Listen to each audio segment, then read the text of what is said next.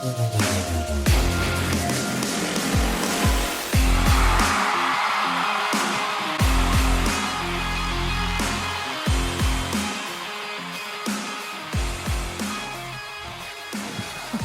gosh. Well, that happened a whole lot quicker than I expected it to happen. I mean, if you're to be honest, we did expect we would be having a discussion like this at some point. So I suppose it's not so much of a surprise that Richardson is hurt as it is kind of just like in June, before training camp, before mini camp. I mean, nothing's even happened yet. And we're already dealing with an extended absence from our quarterback once again. And there's a lot of ways to approach this discussion, but I guess what I'm going to do is I'm just going to rip the Band-Aid off. I'm going to start off with the controversial statement, okay? If not controversial, shocking at the very least. We as Colts fans can mark June 5th, 2025 as the day that the Anthony Richardson experiment ended in Indianapolis. Now, that's effectively. It does not mean that he won't play another snap. It doesn't mean he won't play this year. It doesn't mean that he might not have some good moments. He may very well have some good moments for this team. But if you're talking about his future as the Colts quarterback, the idea of that ended on June 5th, 2025. You could just see the frustration in Shane Steichen as he spoke about this injury to the media. And not for anything. I mean, he has every right to be upset. We all feel the way Shane Steichen feels. I mean, if you're an organization in the Indianapolis Colts in this case, you cannot go on like this at the quarterback position. If you're the GM and Chris Ballard, if you're, again, the head coach and Shane Steichen, who people are looking at right now, and when I say people, I mostly mean Colts fans, they're looking at you and questioning whether or not you should be in the positions that you are in. You can't have your job security, your family's livelihood, right? You cannot have those things in the hands of Anthony Richardson right now. He flat out hasn't earned it. And that is why they brought in Daniel Jones to begin with, which all of a sudden people are saying, oh, it's a good thing they signed Daniel Jones. What, did you need to see Anthony Richardson get hurt to realize that was a good idea? If an Anthony Richardson injury was the only thing you needed to see to say, oh, whoa, light bulb goes off, Daniel Jones was a good signing. Well, not for anything. You probably should have recognized it as a decent signing at the time. And that's not to say Daniel Jones is our guy, by the way, okay? But when you look at what the options were this offseason, it was essentially a Daniel Jones 1 year, what was it, 13, 14 million? A prove it type of deal. And you see what happens, and then you get out of it next year, no harm, no foul.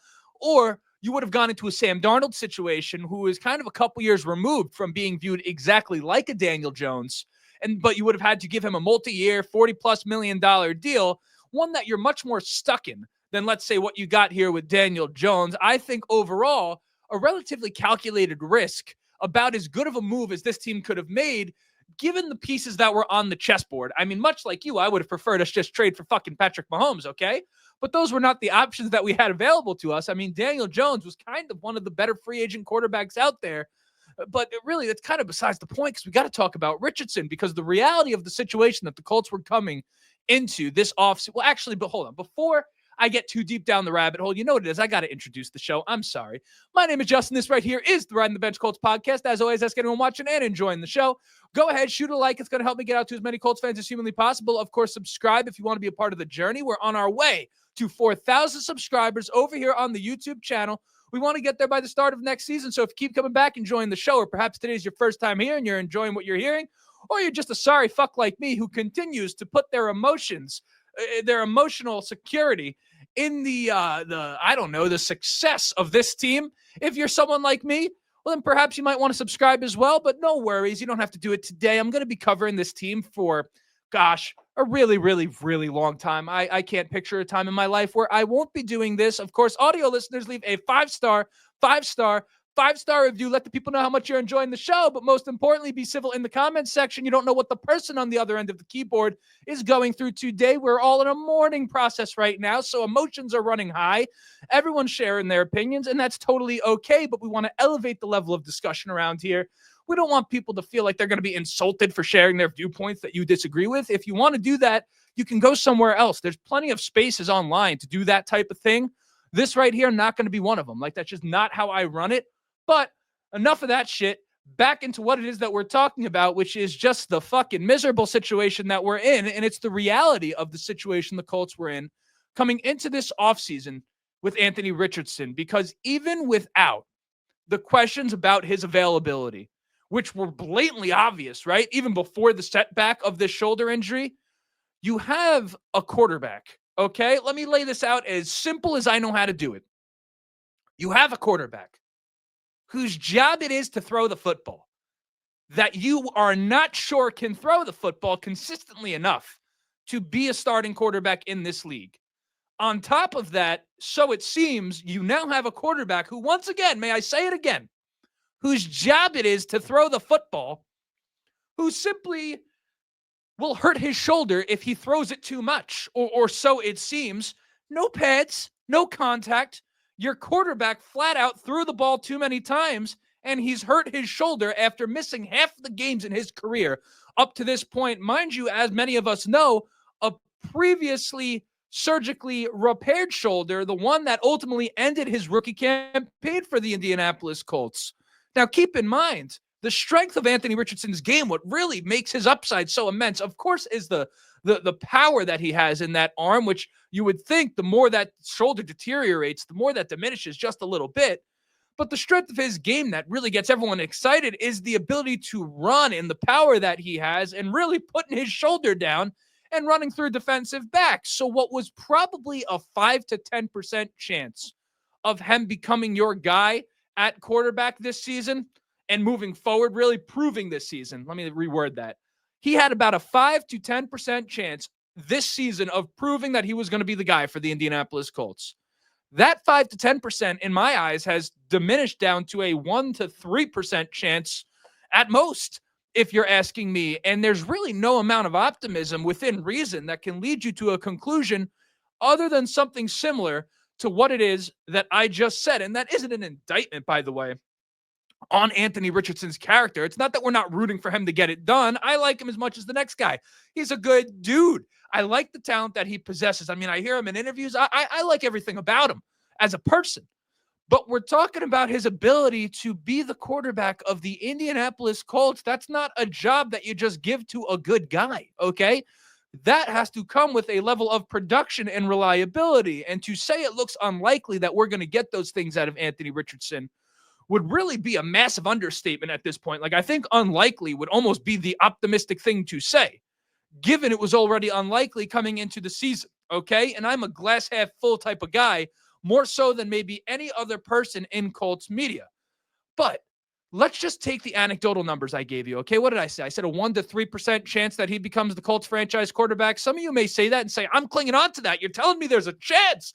There's a chance, Justin. I'm not giving up on our guy, Anthony Richardson. Well, okay, that's fine. You have the right to do that, but let me just flip that the other way around, okay? If I told you that there was a 97 to 99% chance of an outcome happening, an outcome taking place, you'd consider that outcome to be a virtual lock, okay? You'd bet the fucking house on that outcome. But with AR, because for whatever reason, we just approach it differently. Why is that? In fact, why is that? I know why. I'm going to tell you why, okay? Because we as Colts fans, we have suffered. We've suffered at the quarterback position, okay? We are starving for a quarterback. Junkies, like drug addicts. I mean, that's what it is, okay? We miss the days ourselves of some incredibly outlandish things just for a sliver of hope that we have a quarterback that we can look at and say, please, sir, you are the one to lead us into the future. Hell, we have fans right now calling Riley Leonard our future at quarterback one. Newsflash for you. That is not normal. That's a 6th round rookie that you're looking at and clinging on to some sort of hope, anything to get the fix of having a franchise quarterback. And when it comes to franchise quarterbacks, make no mistake, we as Colts fans had the best of the best. We had that pure white. We had that Colombian yayo, okay? We had 2 generational talents. Things right now would almost feel better as a Colts fan if we had never fucking had it at all. Like, for example, if you went out with your friends, okay, and your buddy says, hey, man, I'm going into the bathroom, and he's headed into the stall to whip out his keys and bump a little something up his nose, okay? If you had never done that yourself before, you wouldn't feel like you were missing out on anything, okay? You wouldn't get that feeling. You wouldn't be crawling, right? But If you had been doing it with him for a very long time and decided to stop, all of a sudden when he makes that trip to the bathroom, you start feeling those feelings. You start feeling that withdrawal, okay? Like if you're a Bears fan and your best quarterbacks were Jim McMahon and fucking Jay freaking Cutler, okay? If another guy doesn't work out for you, you just say, oh, all right, it's fine. You're numb, okay? You can't be addicted to something you had never had, that you've never done. But the reality that Colts fans live in is that we've had the best of the best, okay? So now, given that, here's what I'm going to suggest to all of us, okay? Because this is really what it needs to be moving forward, okay? Because we need to operate under the reality now. We need to come back down to earth and realize Anthony Richardson is not going to be the quarterback for the Indianapolis Colts. I hope he fucking proves me wrong, but as of right now, this is all I can say if I'm being objective. It is time that as fans, right now, we start supporting Daniel Jones, not slandering him. Because right now, rooting against Daniel Jones is rooting against the Indianapolis Colts. And I think we would all agree that that's not what we're trying to do. And then here's the most important, here's the kicker, okay? He has a better chance of performing well than you think he does. Now, before you get your panties in a bunch on that, okay?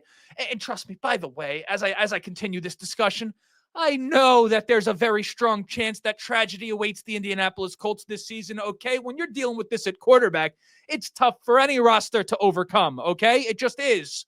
Don't think I'm blind to that reality, but we will have plenty of time to bask in the tragedy, to talk about it, to sulk in it when it's happening, if it happens. We'll have plenty of time to talk about it. We'll talk about it over and over and over and over again, and we could sit there and be negative all day long. So for now, simply, though, just admit this, okay? If we're going to talk about Daniel Jones, you have not watched enough Daniel Jones.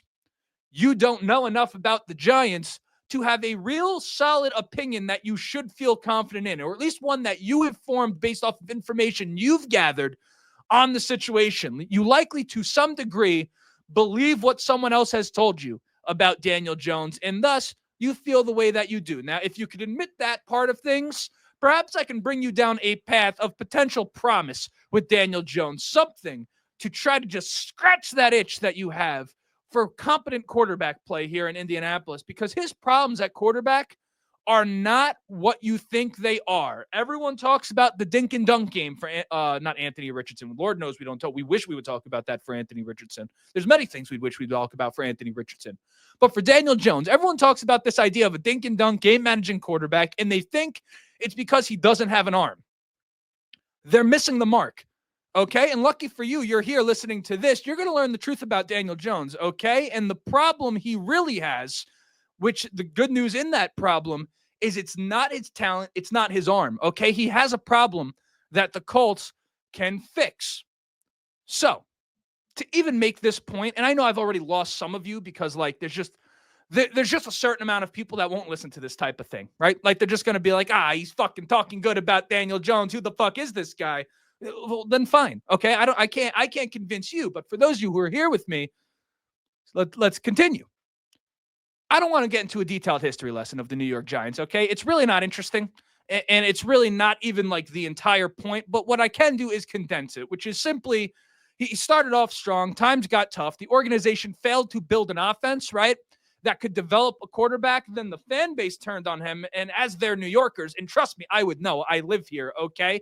Some of the most disgraceful fans in the world are New York sports fans. That's just the reality, okay? Just a nauseating group of fans, okay? And ones that will turn on you in a dime.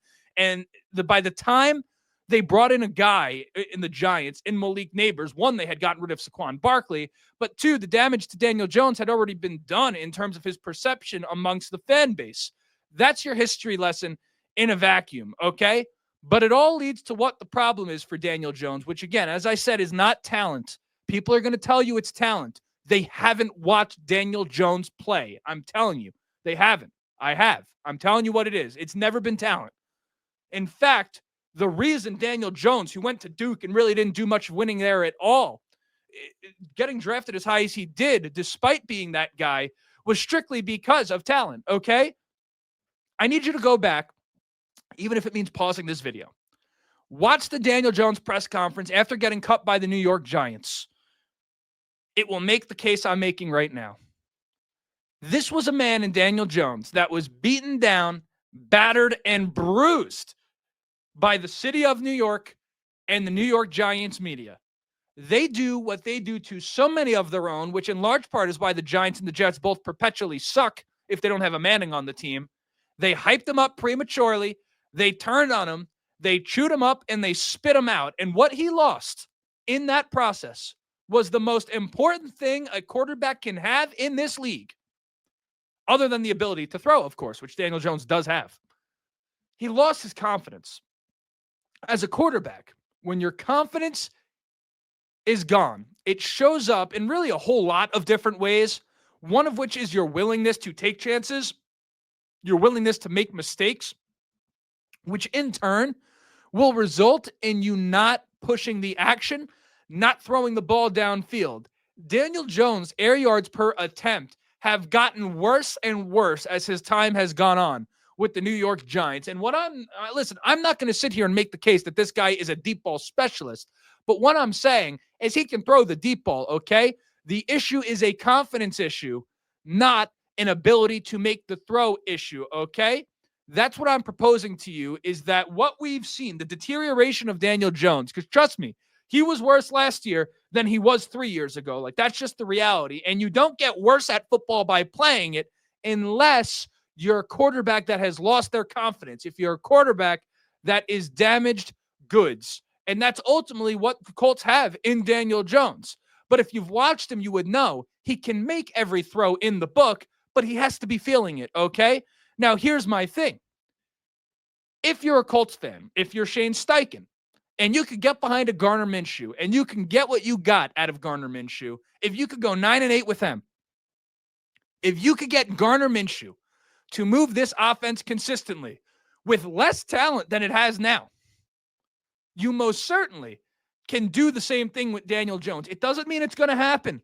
You cannot mistake my words for me trying to make it like Daniel Jones is about to lead the Colts to the promised land. That's not my point. But what I'm saying is that I think when all is said and done, Colts fans will be a bit surprised with what Daniel Jones can do, and what they'll realize is, oh, wow, I really didn't know Daniel Jones as well as I thought I knew Daniel Jones. Again, is he our long-term guy? Most likely not, but it's a little bit of food for thought. I want you to think about what the limitations were of Gardner Minshew, okay? Think about him. He's mobile. Yeah, he's kind of accurate in the short term, but he can't push the ball down the field. Well, okay, were the Colts better with Gardner Minshew or Anthony Richardson? Okay, you know the answer to that question. It's a tough one, but you know the answer to that question. The proof is in the record. The proof is in what the offense was able to do, okay? Now, Gardner Minshew, whether you want to believe it or not, does not have the talent that Daniel Jones has, okay? The only reason you would be making a case for Gardner Minshew as a Colts fan is because you've seen him up close and personal. It could have been any quarterback that year. It could have been Daniel Jones that year, okay? And then you'd be kind of having an affinity for him. I'm just telling you what it is, okay? You got to give Daniel Jones a chance. You really don't have a choice but to give Daniel Jones a chance. It's either that or root for a different team. I mean, that's where you're at, okay? So I'm trying to talk some sense into you, kind of tough love as a friend of yours, as a fellow Colts fan indeed, okay? Give Jones a chance, okay? Because you have no choice and you're not as sure as you think you are that he can't perform in this offense. I suspect that, listen, the only quarterback to not perform under Shane Steichen has been Anthony Richardson up to this point in his career. That's just the fucking truth, okay? Daniel Jones is a guy who has won more playoff games since he's come into the league than the Colts have, okay, for starters. He's a guy that has played good football in this league, albeit not consistently, but if he might be better than Richardson. It's a hard reality, but he might be. I don't think they would have let him win the job if it went face-to-face like that. I think they would have given Anthony Richardson just enough rope to hang himself. But guess what? This injury basically just did that, okay? I predict for you today that Daniel Jones, barring he's able to stay healthy, because now we're thin like that, will win this job. We'll start week 1. And listen, there's some other angles to discuss here. I know a lot of people somehow making the quarterback's injury about Chris Ballard. And we could talk about that another time. But for now, I just wanted to give my initial thoughts. my initial reaction and just talk to you guys a little bit because, again, we're all in a very, very emotional state right now. And, Colts minicamp next week. Training camp, Shane Steichen announced July 22nd. So we're slowly getting there. We might be there before you know it. But, it's going to be a tough time for now. And we're going to kind of just wait for news on Anthony Richardson. It's not expected that he requires surgery, but,